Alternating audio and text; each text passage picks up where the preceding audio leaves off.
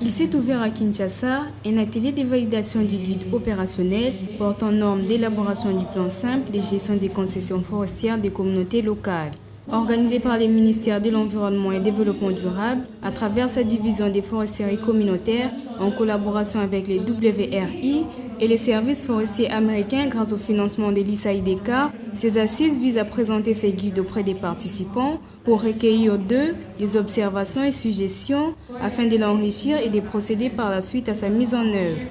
Grâce au code forestier et le décret et l'arrêté qui ont été sortis il y a quelques années, de faire les demandes pour avoir leur propre concession.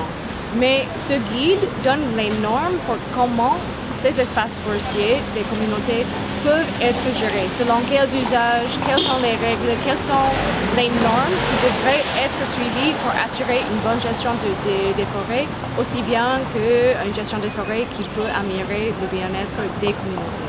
Donc ce guide donne vraiment les orientations. Ce n'est pas à 100% prescriptif, ce n'est pas une règle à suivre, mais plutôt des orientations pour quelles sont les étapes du processus pour avoir une bonne gestion des forêts, y compris quelles sont les informations qui devraient être recueillies pour orienter le choix des différents usages au sein des communautés. Pour le chef des divisions de la foresterie communautaire du MED, la RDC est actuellement en pleine phase d'exploitation et de gestion des concessions forestières des communautés locales.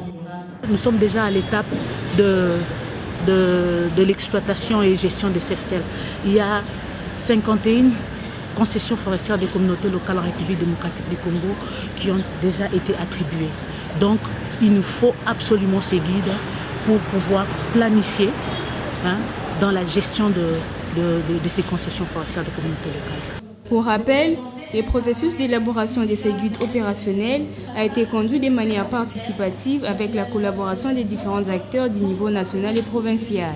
Les commentaires et observations des participants à cet atelier permettront de procéder à la validation du guide opérationnel du plan simple de gestion de la foresterie communautaire pour faciliter par la suite sa vulgarisation auprès de ceux qui les mettront en œuvre.